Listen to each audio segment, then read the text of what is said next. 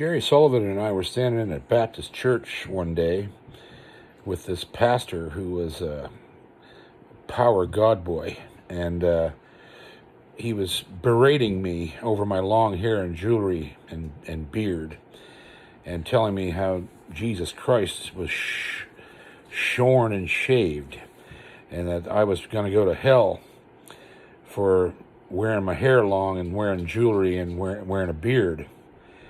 And Jerry was just kind of standing there, trying not to get fired. And we had to play in the church that night. And this pastor looked at me and said, "What do you do up there in Canada, boy, anyway?" And I said, "Well, sir, in the summer we fish and we screw, and in the winter we don't fish."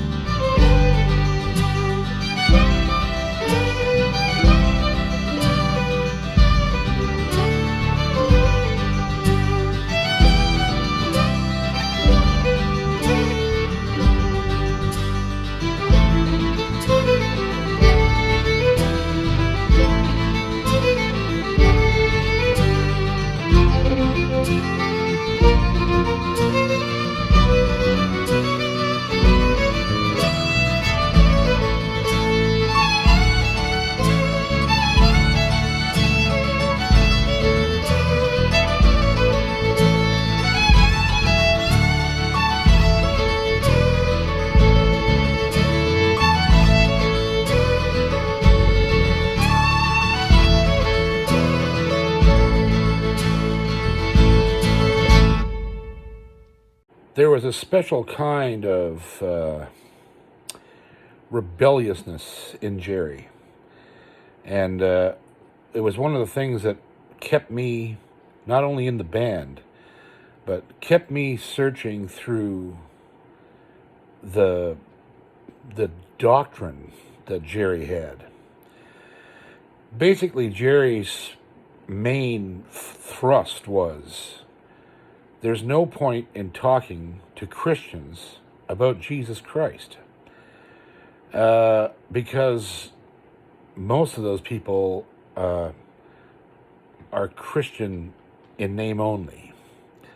And they go into a church and they do their thing on Sunday night and Wednesday night, but then they walk out of the building and they're complete assholes the rest of the week. And so they've missed the point anyway. So don't bother with them. Let's go talk to people who don't have any idea who Jesus was. And let's talk to them about his message. Let's not talk about the Bible. Let's talk about making people treat each other right. Let's concentrate on the golden rule. Let's talk to people who have no hope of ever being seen in a church or coming across any opportunity to be saved. Being saved was a phrase that Jerry never used. He just didn't do it. He talked about the human condition, even in his music. The songs he wrote were Christian. They referenced biblical Jesus and the Old Testament and the prophecies and all these things, but they just didn't have that same televangelist bullshit bent that the Southern Gospel Convention had. He was a humanist in all aspects. He just was. He was just like, okay, well, if you're in trouble, here's a way to get out of it. And you could take a look at what what's in the New Testament, and this is how Jesus behaved, and this is what he said to us to do to live a better life. And if you want to accept that, that's good. Try to live your life better. And people were highly influenced by this man and by his music, because his music was so universal. It didn't shut anyone out, right? That was the key. he didn't shut anybody out. He wasn't the guy that was going to stand there like that asshole Baptist preacher and tell me I'm going to hell because I have long hair. Jerry Sullivan had long hair. He had long, beautiful black and, salt and pepper hair swept back, and just didn't wear a beard or a mustache or jewelry or anything like that. But he looked cool. He was a badass looking guy, right? And you could tell by looking at him, as I've said earlier, that he was not the common Christian. He was definitely not the common preacher. And so that was a thing, that added a lot of freedom to my life. To explore what was going on. Jerry was a scholar. He was well-read. He studied his Josephus Bible and he read books on, he didn't just go to the Bible for an answer. He went and studied secular history, and he was a very well-read man, and he studied it. Every day he read something, about his profession and his doctrine. He was building his doctrine all the time. And I used to notice, especially Chester Knapp and a few other people around there who were heroes to me, were all wearing Masonic rings. And I started to ask questions, like, what is this? What is it for? What does it mean? And sure enough, Jerry looked at me one day and said, you should become a Mason. And I said, oh yeah. He said, I'm a Mason. I'm a Master Mason. I said, really? And he's like, yeah, oh yeah, I joined when I was young. And we all did. We're all part of it. And I was like, so why? What's the deal? He said, well, you've got to go do it to understand it. And sure enough, I went to Chester Knapp and I said, can you help me get into the local lodge? And he said, of course I can. No problem at all. And so they voted on me and took me in. And sure enough, I showed a very large ability for the memorization of Masonic, mechanics. It's a massive amount of memory work. As a matter of fact, within 1 month, just over 1 month, 3 meetings. They met every 2 weeks at this lodge. Just over 1 month, I had completed the 3rd degree. I had passed in, the entered apprentice, the fellowcraft, and completed my 3rd degree Master Mason examination, and it was flawless. Chester taught me. He was my teacher. You have to have a Mason teach you what all the answers are to the questions they ask you in these examinations. And the amount, the sheer amount of information that you have to remember is just staggering. And it's sometimes, sort of in Old English or Biblical English, and it's a fascinating, the history of it is absolutely fascinating. And so I discovered right away,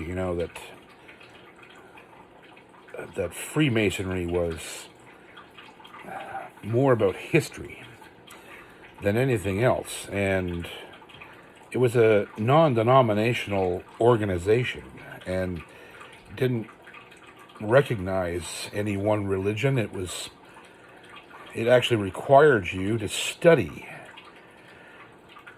all of the religions. The questions that are asked in Freemasonry require study. You can't just accept things the way they are. You have to go looking and see what is out there and why things are the way they are now, and the commonality between all religions and the commonality, all of the things, long before Christ and long before, all of this modern, dogma that's out now. And it was truly fascinating. And the guys in this lodge were all old men. There was only about 25 of them left.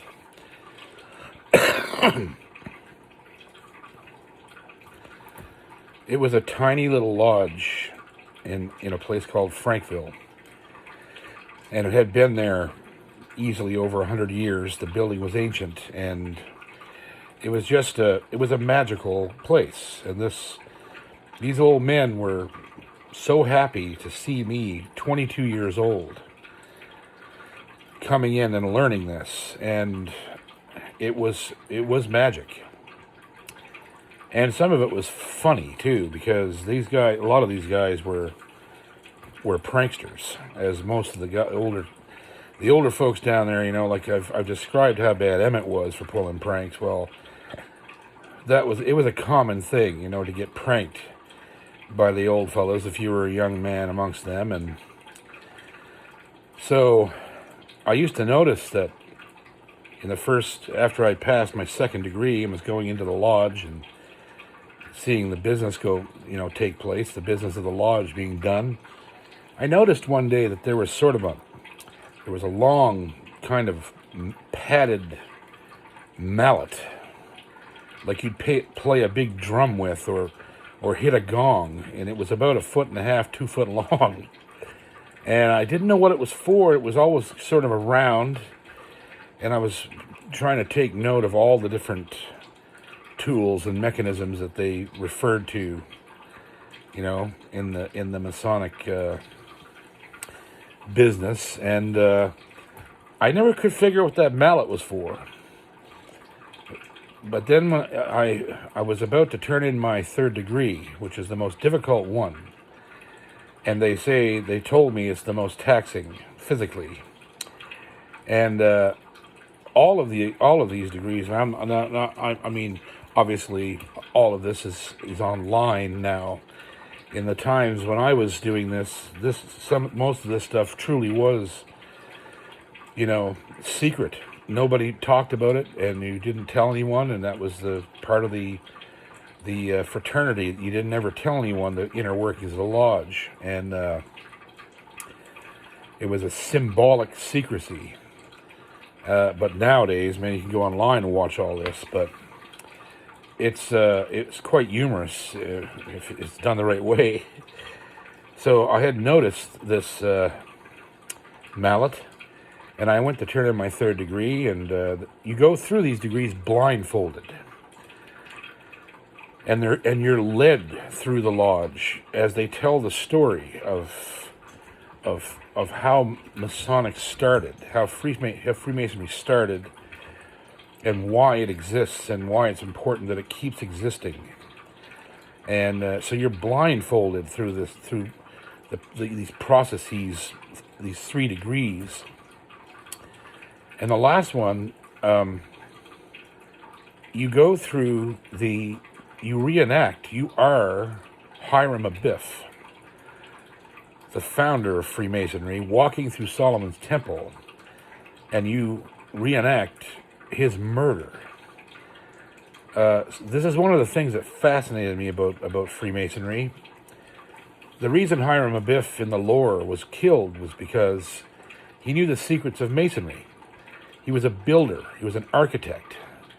And this made total sense to me, right? Because, 2,000 or 3,000 years before Christ is when, they were building the pyramids and the great temples. And you had to think someone must have had an incredible amount of mathematical knowledge and geometrical knowledge and physics knowledge, and there had to be a master, someone in charge of building all these incredible edifices that we see survive to this day.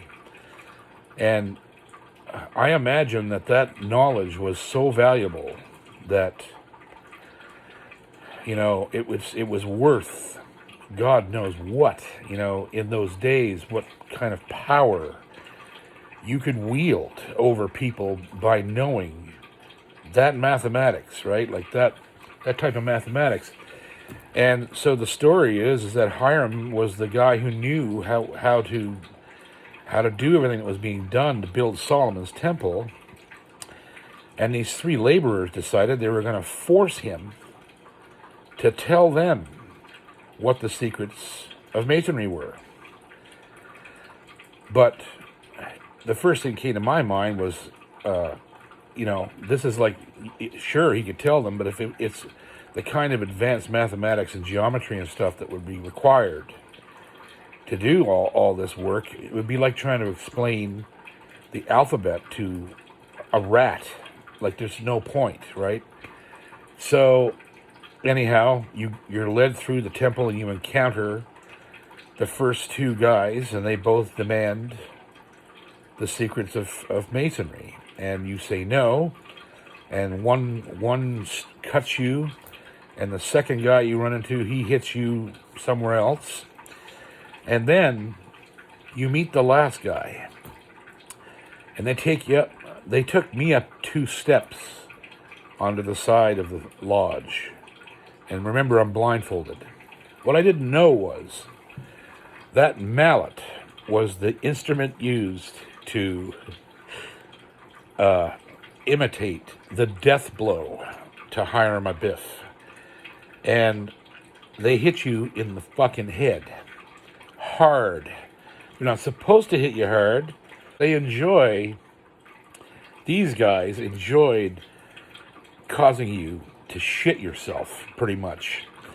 And so you're blindfolded, and you don't know, you're up 2 steps, and you don't know that there's 7 guys behind you holding out this giant tarp to catch you when you fall, but you don't know you're going to fall. And you meet this third guy, and he says, give me the secrets of Master Masonry, I'll surely take your life. And you and the guy that's leading you is answering for you in Hiram Abiff's voice, and he goes, no, I shall not, whatever he says, right? Well, another Sullivan, Vance Sullivan, he had 1 leg. He's always on crutches. He had lost his leg below the knee.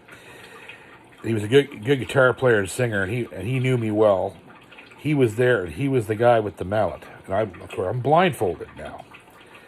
Well, he smashed me in the side of the head right here so hard and it's padded mallet. It's a big fluffy, like you couldn't really hurt anybody with it. It just startled the crap out of you, right? But he hit me hard enough to rattle my brains. And at the same time, these guys pushed me violently off this dais, and I fall. I'm just falling through blackness going, oh my shit, they've killed me. And I land in this tarp. There's all these men catch me in this tarp. And I nearly crapped in my pants, and you could hear them snickering because Vance nearly laid me out for real. And so then they wrap you in the tarp, and you're dead, and they symbolically bury you. And it's a very good allegory. It's one of those things that I've always thought from that, especially from that experience. It was a very intense personal experience. It gave a good example of why I've always thought that,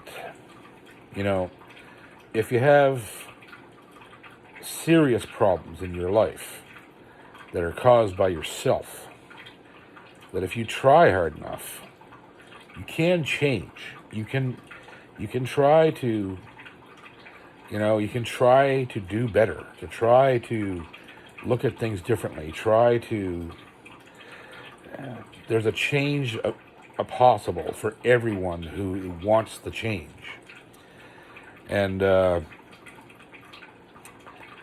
it takes a lot of work, but it's not impossible to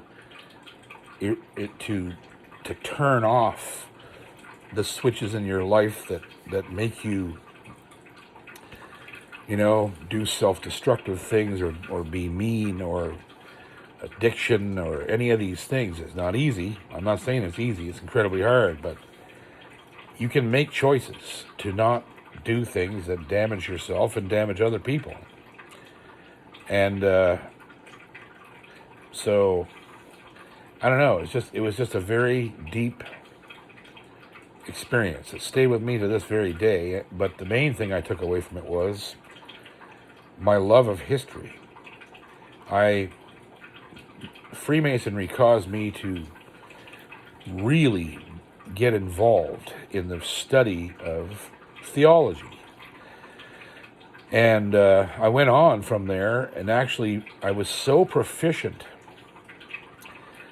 at the memorization of these degrees and the history of Freemasonry that I actually thought about joining a degree team. Guys that travel from lodge to lodge putting on these degrees, and they do it all from memory. There's nothing written down. And there was, and then people from the lodge started to approach me and go, you should go on past the third degree. There's 32 degrees, and a 33rd degree that's given to you as an honorary, has to be given to you. You can't achieve it. It's like a lifetime achievement award from the lodge, right? But you could choose to go through the Scottish Rite and go through the other 29 degrees, which is so full of history. And so I did that, and I got my 32nd degree, and I did it within 2 years. It was intense, and it was a ton of study, and the experience was absolutely amazing. And it left me really appreciating, how the world works. Knowing the underpinnings of a lot of things in our lives, in our belief systems and stuff, But I immediately, when that was all done, when I get into the lodge, I also started to look around at the people that were in Jerry's life, right? We had a church. Jerry was a churchgoer, which none of these other people were. You never seen Enoch in church. You never seen Paul Meharry in church. You never seen these people go to church. They just didn't go. They played in churches continually, but they didn't. They weren't churchgoers, which I found really kind of odd. They went to church from time to time. They went to a revival or something when there would be a guest pastor in or something like that. But there was no home church that these guys went to. It was called Victory Grove. And lo and behold, the pastor at that church was Enoch's brother, Glen. Like, you just couldn't get away from the family. There was so many, like the Sullivans go back in that county, Washington County, to long before the Civil War. And Glen, to give you an idea what this church was like, Glen was the most authentic human being that I ever saw in that setting. He was a tremendously good preacher because he treated it the same way Jerry did. He didn't judge people. He didn't condemn things and people. He was a working man with a wife and kids. He didn't live off the church. He couldn't. There wasn't enough of us in there.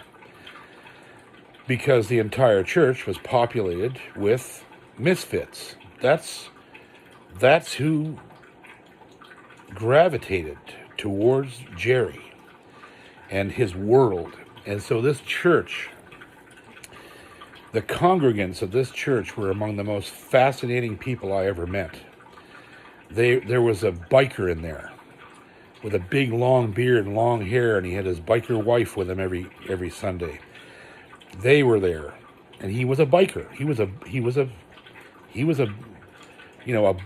was in gangs, right? Bike clubs and stuff. we don't know, we don't know his history, but there was another fellow in there who was apparently a mechanic, and I don't mean working on cars. He was a retired contractor, and I don't mean working on buildings either. One of the nicest men I ever met, and all of these people seem to come into this church from these horrific kind of backgrounds, right? And that's but that's who fit there. And the congregants of this church were like a family. Everyone pitched in to help everyone else. In my opinion, it was the perfect church. It was a church that was real. There was no bullshit. There's just no bullshit. These people were real people who were completely imperfect, made all kinds of mistakes, came from all kinds of really rough backgrounds, were probably not welcome at the normal Pentecostal churches or Baptist churches because, those are the people that get turned away, right? Oh, you can't come in here. What, do you drive a Harley and you got a big long beard? No, fuck you. You can't come in here. Like that. So this church was the headquarters of the Jerry Sullivan ministry, and Brother Glen was our pastor. And I used to love going to that church because Glen gave sermons that were realistic. He talked about the history of religion, and he talked about the application of,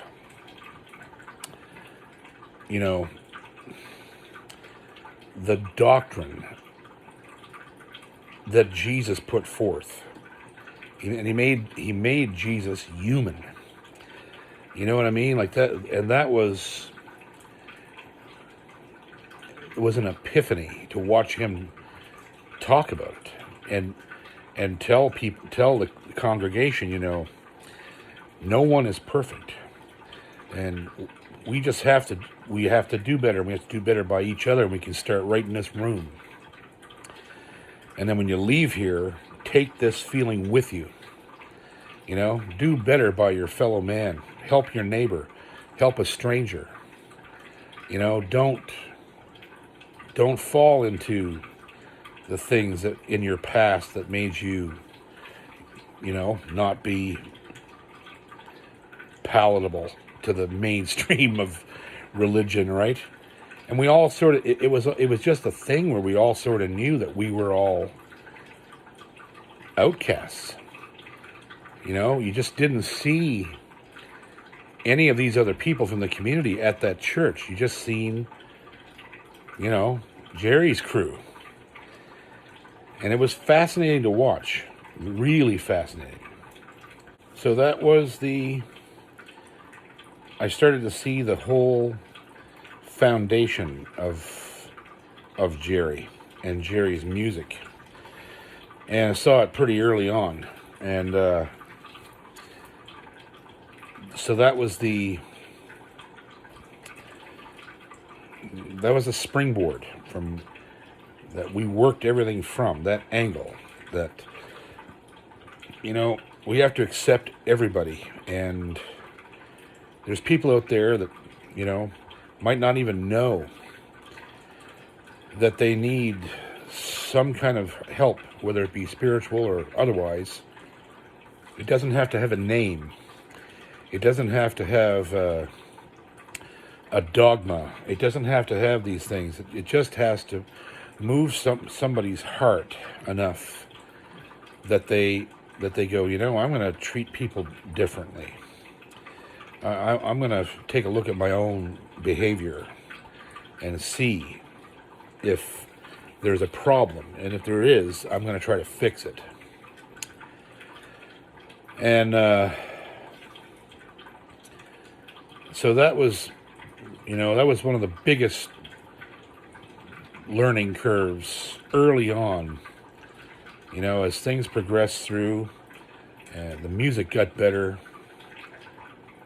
The gigs were everything from, the smallest, tiniest churches to the biggest stages in the United States. And there was just an incredible magic occurring all the time. It seemingly.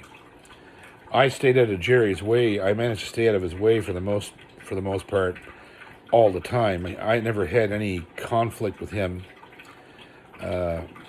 Not directly, not then. And him and I got really close. We became very close friends. And of course, I was with his daughter too, so that had a lot to do with it. And her and I were getting closer and closer, and I could see the writing on the wall. It's just like this is might be kind of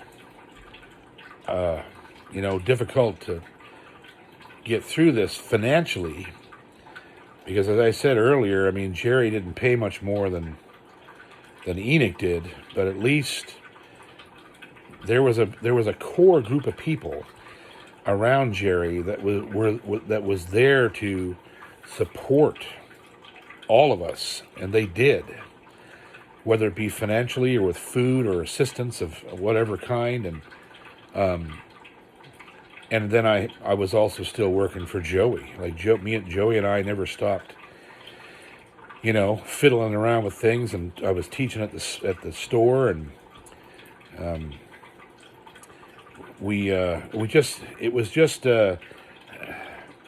there was always something to do, and if you kept on doing it, you kept enough food in your fridge to survive, and that was the bottom line. And for a time, that was enough. That's all that I wanted, because I was really getting overloaded, loaded up hard with the kind of music I wanted.